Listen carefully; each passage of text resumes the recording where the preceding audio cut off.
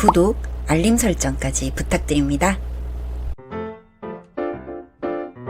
오늘도 우리 사는 이야기 찾아주셔서 감사합니다. 사연자분이 보내주신 이야기 시작해볼게요. 안녕하세요. 저는 30대 중반의 여성입니다. 저희 집은 부와 명예 그리고 권력을 가진 뼈대 있는 집안이었습니다.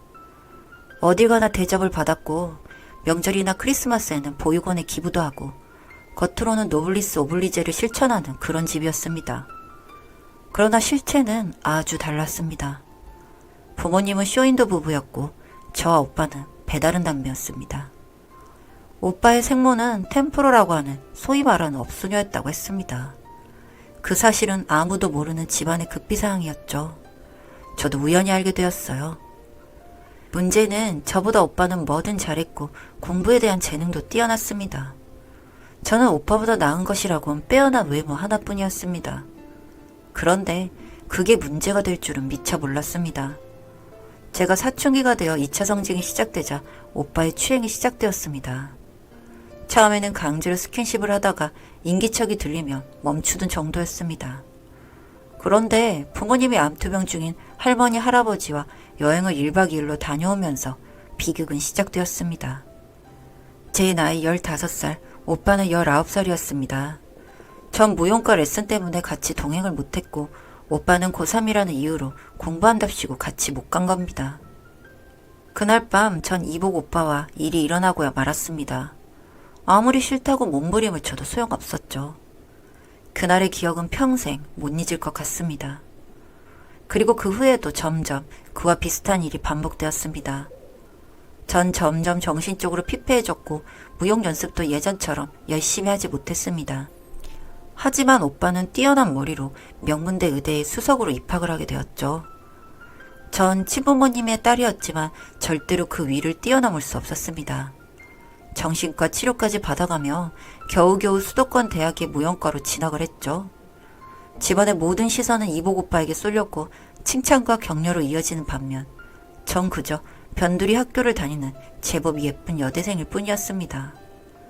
나중에 한 사실이었지만 오빠는 본인이 첩의 자식이라는 것을 알고 있었다고 하더군요. 그래서 그 사실이 알려질까봐 겁이 났고 어떻게든 인정받으려고 공부에 집중을 했던 것 같습니다. 그러다가 오빠가 의대 예과에 다니고 있을 무렵 전 생리를 건너뛴 것을 깨달았습니다. 달력을 정리하다가 무려 3달 동안 그런 것을 알고 병원을 갔습니다. 고작 22살이었던 제가 병원에서 받은 진단은 기가 막히게도 임신이라는 거였습니다. 한참 사랑하고 사랑받을 나이에 이복 오빠의 아기를 가졌다는 건 수치스럽고 죽을 만큼 괴로운 일이었습니다. 당시에도 수술을 한다는 것은 쉽지 않아서 밤새 잠을 못 자고 울 만큼 큰 사건이었습니다. 이러다가 배라도 불러오면 집에서 쫓겨날 것 같아 의대에 다니는 친구에게 부탁하여 어렵게 수술을 받았습니다. 집에서는 아프다고 하고 일주일간 쉬면서 결심을 했습니다. 어떻게든 독립을 해야겠다고 말이죠. 안 그래도 학교가 멀어서 집에서 자가용으로 통학을 했는데 자취를 하겠다고 말씀드렸습니다. 처음에는 반대를 하시다가 제대로 공부하겠다고 하니 학교 근처에 오피스텔을 구해주셨죠. 모든 가정과 가구가 갖춰진 오피스텔이라 친구들도 종종 놀러와서 간단한 파티도 벌이곤 했습니다. 그런데 계속 밤에 악몽을 꾸면서 죽은 아기가 저를 가만두지 않겠다고 달려드는 환상을 보게 되었죠. 나중에는 환청도 들리기 시작했습니다. 처음으로 복수심이 들었습니다. 제 안의 분노가 이 지경인가 싶을 정도로 몸을 부들부들 떨면서 어떻게든 이 끔찍한 괴로움을 되갚아주겠다고 결심했습니다. 그리고 집에서 보내온 돈을 모으기 시작했습니다. 부유했기 때문에 용돈은 넉넉히 주셨고 그 돈은 고스란히 통장에 쌓여갔습니다. 일단 사람을 사서 이복 오빠의 뒷조사를 했습니다. 본과에 올라갔는데도 공부하면서도 꽤나 이름 있는 집안의 딸과 연애를 한다는 것은 알게 되었죠. 전 참을 수 없는 분노가 솟았어요. 꽃다운 나이에 몸은 엉망진창으로 망가졌고 어느 남자를 봐도 자신감 하나 없었는데 저를 괴롭힌 그 인간은 인생을 즐기고 있다는 사실이 치를 떨게 만들었습니다. 더 이상은 못 견디겠더라고요. 이복 오빠의 여친이 누군지 알아내서 똑같이 해주겠다며 계획을 세웠습니다. 데이트가 끝나고 헤어지는 순간 제가 고용한 사람들이 이복 오빠를 흠씬 두들겨 패고 여친을 보는 앞에서 추행하도록 만들었습니다. 두 인간 다 갈갈이 찢어 죽이고 싶었지만 차마 그럴 수는 없었습니다. 둘 다 정신을 잃고 쓰러져 지나가던 사람이 119에 신고해주어 살아났다고 제가 고용한 사람이 전해주더군요. 장소도 기가 막히게 CCTV가 드문 한적한 길가였기 때문에 전 안전하다고 생각했습니다. 그저 조용히 일이 마무리될 줄 알았는데 사건은 일파만파로 퍼져서 수사가 시작되었습니다. 치정에 의한 성추행이라는 점에 주목했고 이복 오빠를 질투한 몇몇 여자들이 물망에 올랐지만 증거가 없어서 뭐 어쩔 도리가 없었겠죠. 그래도 그 일로 오빠도 충격이 컸는지 여친과는 헤어지고 군대를 가버리더군요. 저희 집에서 그 여친 집안에 거액을 들여 보상해 주었다고 측근이 알려주었죠. 그러다가 군대에서 잠시 휴가를 나와 집에 왔다고 하는데 저는 일부러 그 자리를 피했습니다. 그리고 학교로 다시 돌아와서 대학원 입학을 준비하기 시작했습니다. 그러던 중 저는 아주 흥미로운 장면을 목격하게 되었습니다. 바로 저희 본가를 배회하는 어떤 여자를 보게 된 것이었죠. 한두 번 본 게 아니다 보니 하루는 그 여자들만 계속해서 숨어서 보고 있었습니다. 보니까 이 여자가 이복 오빠의 생모더군요.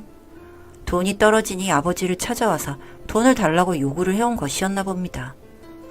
그리고 나서 집에서 누군가가 나오는데 바로 제 엄마였고 엄마는 그 여자에게 구정물을 한 바가지 뿌리더니 한 번만 더 주변에서 얼쩡거리면 무슨 짓을 해서라도 죽여버릴 거라고 말씀하시더군요. 엄마의 새로운 모습에 놀라고 있는데 그 여자도 지지 않고 말하는 것을 들었습니다.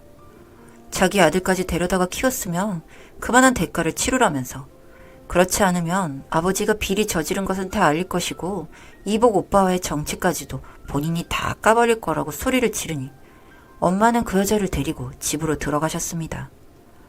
나중에서야 알게 된 사실은 그 여자는 그렇게 건물 하나를 받을 수 있었다고 했습니다.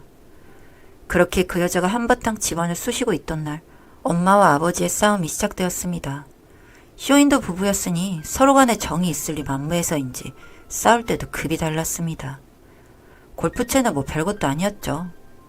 그런데 너무 흥분한 아버지가 좀 심하게 엄마의 몸을 골프채로 치료하는 것을 본 순간 저에게는 소중한 엄마였기에 보호하기 위해 뛰어들었습니다.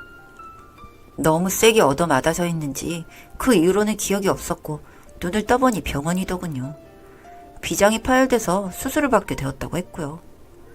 이런 일이 일어나자 전 아버지께 당당하게 제 몫의 재산을 증여해달라고 요구했습니다.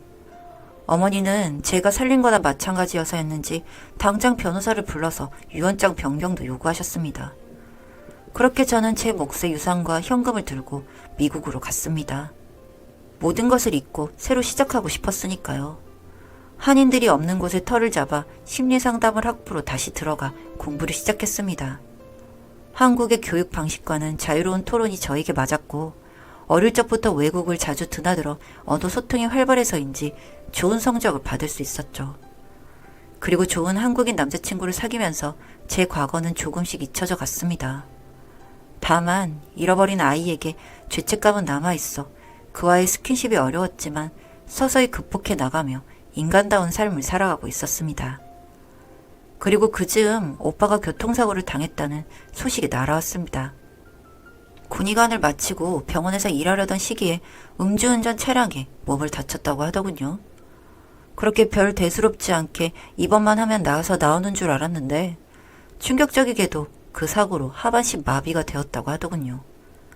집안은 난리가 났고 한국에서 해결이 안 되자 미국 병원의 유명한 신경과에 입원을 해서 재수술을 받게 되었죠. 뭐 평생 안 보고 살아가려 했는데 미국까지 왔다고 하니 전 망설이다가 처음 병문안을 갔습니다. 아버지와 어머니는 이미 제정신이 아닌 상태였는데 돈으로도 그 어떤 명예와 권력도 소용없는 일이었으니 그럴만도 했겠죠. 그런 두 분이 안쓰럽긴 해서 회복실에서 깨어나 병실로 들어오자마자 제가 간호할 테니 두 분은 가서 쉬시라고 말씀드렸습니다. 그리고 특실에 저와 오빠 단 두 사람만이 남게 되었습니다. 그동안 정말 잊으면서 살아가려고 했지만 이 인간의 얼굴을 보니 그간의 노력이 아무것도 아니었음을 알게 되었습니다. 얼굴을 보자마자 전 과거에 당했던 사실이 스멀스멀 올라왔고 또 한 번 죽이고 싶다는 생각이 들었죠. 그렇죠. 말이 안 되죠.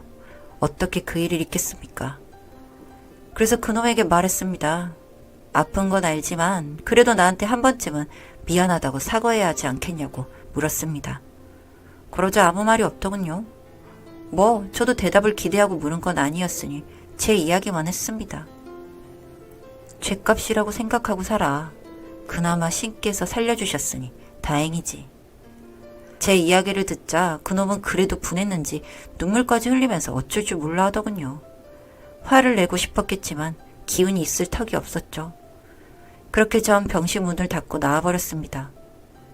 그 후로 전 오빠와 마주친 적이 없습니다. 재활치료를 받으며 걷기 연습을 하고 있다는데 호전되었다는 소식은 듣지 못했습니다. 모든 게 인과응보라고 생각했습니다. 그리고 오래되지 않아 오빠의 생모도 자살했다는 소식이 들려오더군요. 그 소식을 듣고는 이제 엄마는 조금이라도 평온을 찾았을까 궁금해졌습니다.